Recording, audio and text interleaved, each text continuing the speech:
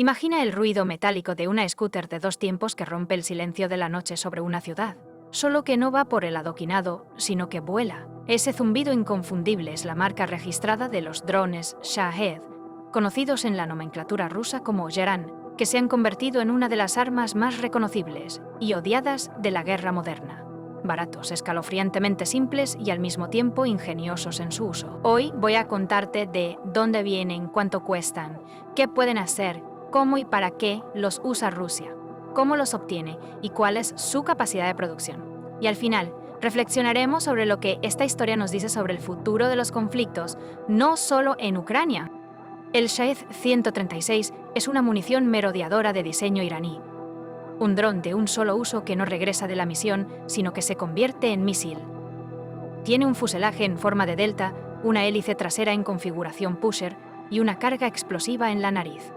El modelo 136, el hermano mayor del Shahed 131, pesa unos 200 kilos y transporta una cabeza de guerra de aproximadamente 50 kilos. Documentos de la Guardia Revolucionaria iraní llegaron a indicar un alcance de hasta 2.500 kilómetros a una velocidad de unos 185 km/h, cifras en condiciones ideales, pero que muestran la filosofía: largo alcance, bajo costo y sin prisa.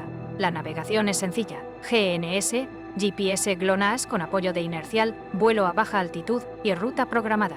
Nada lujoso, pero fiable y replicable en masa.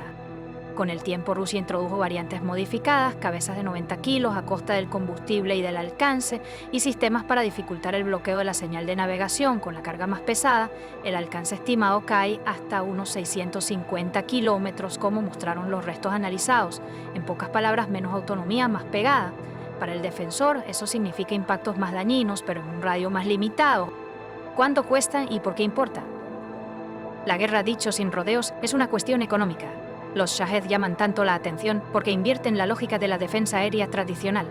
Las estimaciones de producción suelen oscilar entre $20 y $50 por unidad, con un promedio de unos 35. En cambio, un solo misil interceptor moderno cuesta varias veces más.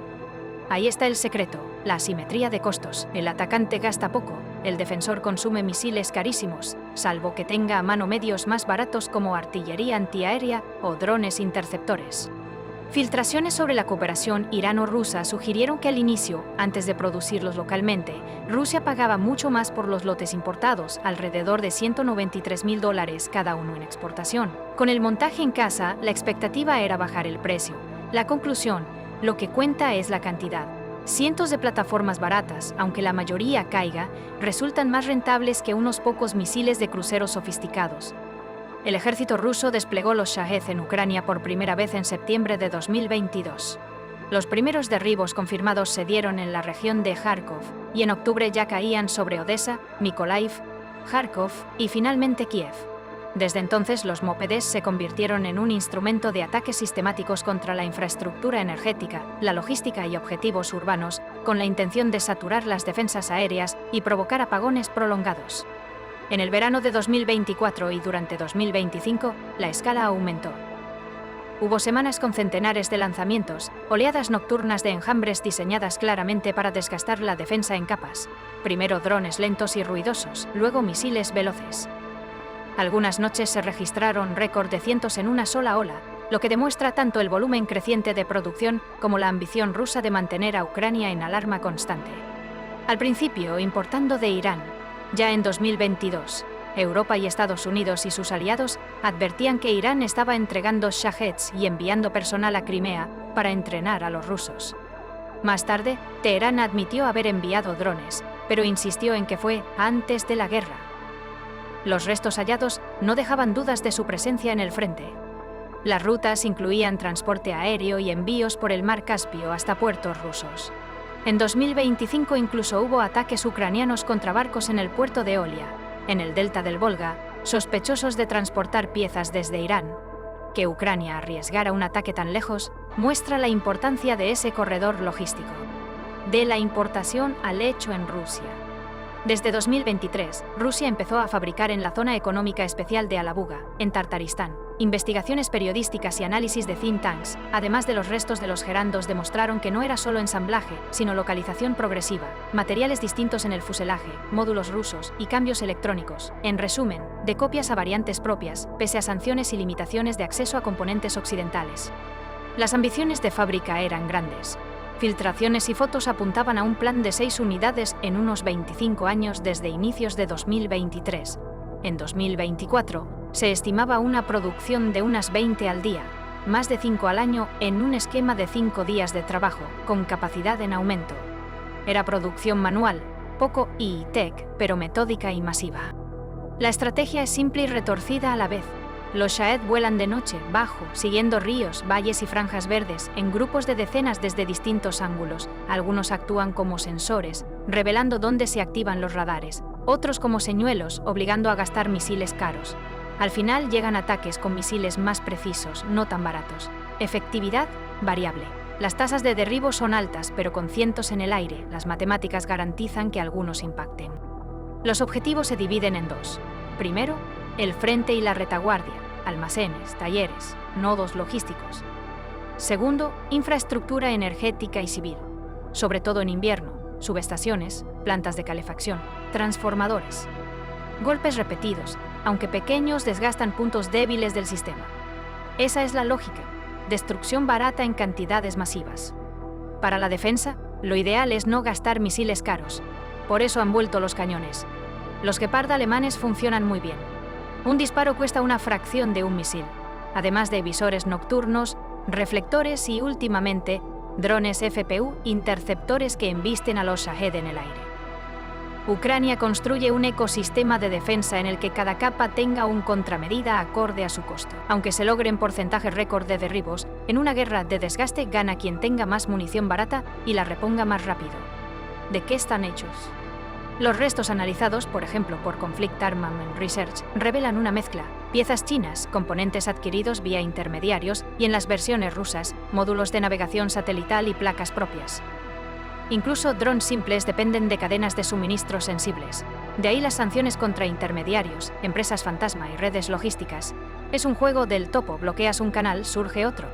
Para otoño de 2024, la diplomacia ucraniana decía que Rusia había lanzado más de 8.000 drones de este tipo. Una campaña en cadena de montaje. En 2025 llegaron nuevos récords de ataques masivos. Ya no son incidentes, son la rutina de la guerra.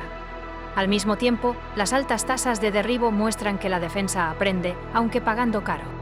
En cuanto a la capacidad de producción rusa, 3 niveles. 1. Mínimo confirmado. 6 en 25 años desde inicios de 2023. Unos 2.5 al año. Al principio aún con entregas iraníes. 2. Ritmo en 2024. Unas 20 al día. Más de 5 al año. Con señales de ampliación. Ya es una fábrica mediana. 3. Perspectiva 2025. Uso creciente en el frente y expansión de Alabuga sugieren 4. 6 al año, quizá hasta 7 si hay motores, electrónica y explosivos suficientes. No hay datos públicos firmes, pero los análisis coinciden con la intensidad de los enjambres. Cadenas de suministro. El corredor del Caspio y el puerto de Olia son convenientes, un mar interior, costa rusa lejos de la OTAN, por eso los ataques a esa infraestructura, a ellos se suman vuelos de carga, contrabando con intermediarios y transferencias tecnológicas. Rusia quiere producir lo máximo en casa, pero la microelectrónica sigue siendo su talón de Aquiles, difícil de sustituir al 100%, y las sanciones bien aplicadas pueden ralentizar la línea, aunque de bajo presupuesto, los Shahed evolucionan. Rusia ha añadido cabezas más grandes, sistemas anti-interferencia, supuesta integración de sensores en drones de reconocimiento que acompañan a los enjambres y coordinación con señuelos de espuma o madera.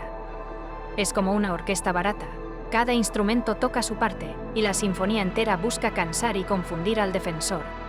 Rusia e Irán, un matrimonio de conveniencia. Para Irán significa influencia y dinero. Para Rusia, cubrir rápido la falta de misiles y tener una herramienta barata de presión. De ahí las sanciones y medidas diplomáticas constantes. Europa anuncian regularmente paquetes contra empresas y redes de transferencia. No detienen los drones de inmediato, pero encarecen la cadena. Y cada dólar extra reduce el tamaño del enjambre.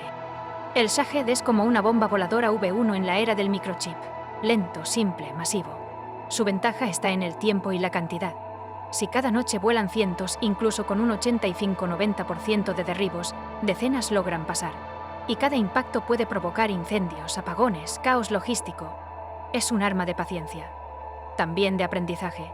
Cada ola prueba defensas, rutas, alturas, hasta perfiles acústicos. Para los defensores, es una prueba de resistencia y de presupuesto. La historia de los Shahed en esta guerra ya cumple 3 años, desde septiembre de 2022. Y no hay señales de que desaparezcan pronto, encajan demasiado bien en la economía del conflicto.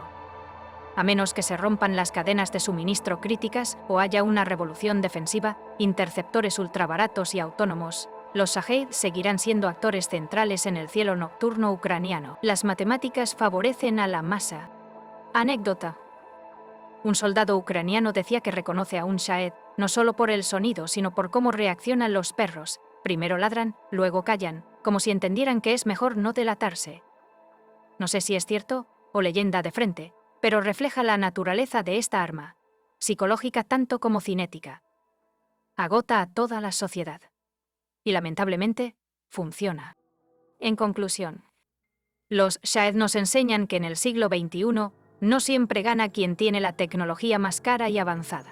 A veces gana quien inunda el campo con armas baratas, entendiendo que la guerra es un maratón, no un sprint. Si además hay astucia logística y voluntad de adaptación, incluso una plataforma primitiva puede ser mortal. Como escribió Clausewitz, la guerra es la continuación de la política por otros medios. Y hoy esos medios no siempre son misiles de 1 millón, sino drones de 30.000 lanzados por cientos. Te dejo una reflexión. En una época donde un smartphone hace más que un ordenador de hace 10 años, la innovación más peligrosa puede ser la simplicidad. Y cuando la simplicidad se multiplica a gran escala, se convierte en estrategia. Un dron tonto deja de serlo cuando vuelan enjambres, porque la estadística completa el trabajo. Y ahora, lo clásico de YouTube, suscríbete, que mi dron mopede está aprendiendo a reconocer fans, y no quisiera que te confunda con el algoritmo. Dale like o dislike. Igual diré que era una prueba.